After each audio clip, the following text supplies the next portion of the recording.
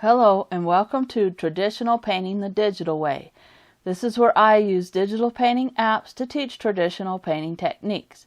This is part 3 and the last part of my charcoal cat series, and in this video we're going to finish refining the details and adding in the final touches. If you want to follow along with traditional materials, check out part 1 in this series where I have a list of all the types of charcoals that I use and the tools that go with it. The app that we're going to be using is Infinite Painter for Android, and I really like this app because it's the best app to mimic traditional looking charcoal pictures.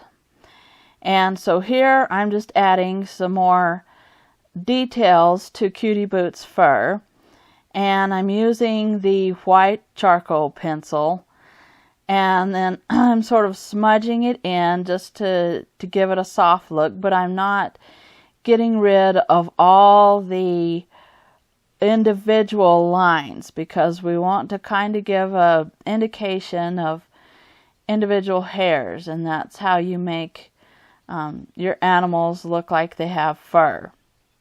But you kind of can smudge in part of it, especially at the roots, and that just makes it look a little bit smoother, and then leave the outer edges a little bit rough and with a little bit of some of the individual lines showing.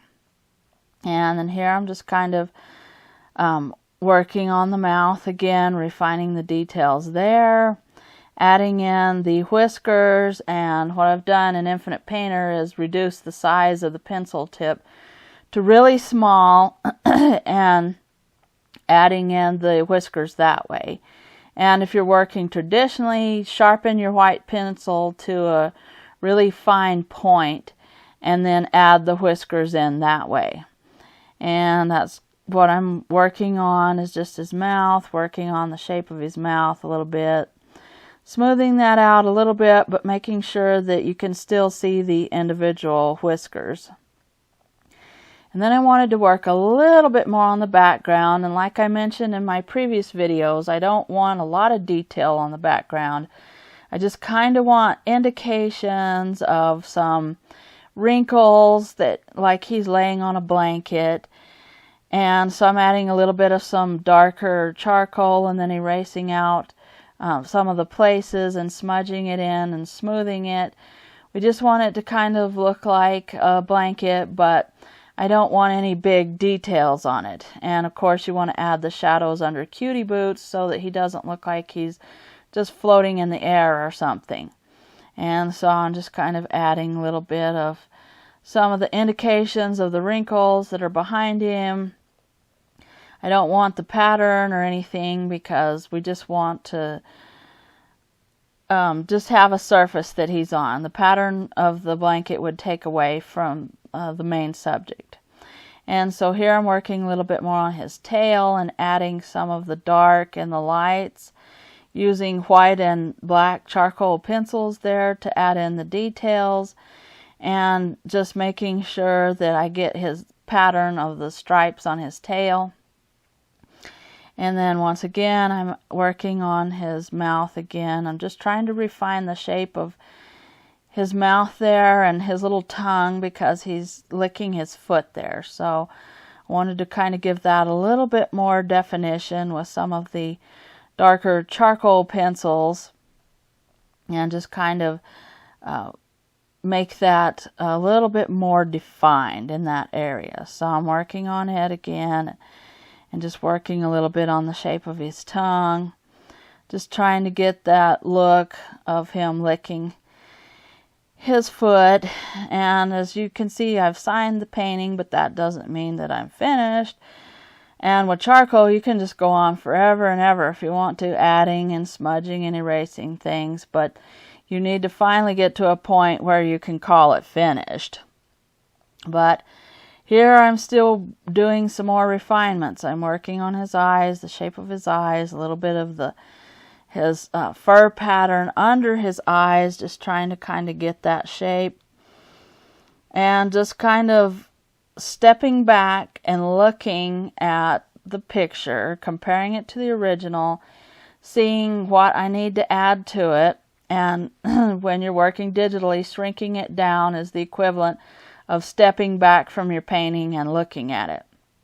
And so I added a little bit more of some more white hairs on his back, and I'm smudging them out, but not completely. You want to have the individual lines just a little bit there to show that he's really fuzzy looking, that he's got long hair. And I'm just working a little bit more around the mouth and the eyes, and I defined the mouth a little bit more and adding a little bit more of the white there to the whiskers, just redefining that, because sometimes you'll smudge details out if you go back and work on something, so you have to go back and add them again. And just working a little bit more, making his tongue look a little bit darker so that you can actually see it. And then I wanted to darken the edges of the picture a little bit more so that the viewer's eye is on the main subject and it doesn't wander off of the picture. And darkening the corners is a form of an eye stopper, which means that it keeps the viewer's eye on the painting. And then I wanted to add a little bit more of some light around his eyes and show that he's got a lot of fur on the edge of his head there.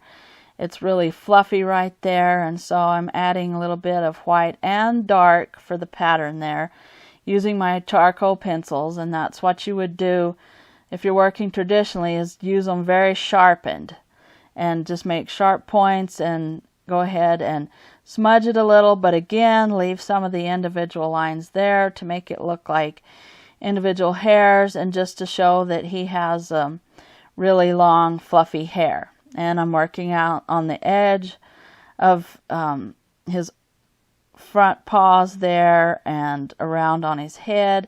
And I widened his head out just a little bit more so that you can see that he has a lot of fluffy hair right there.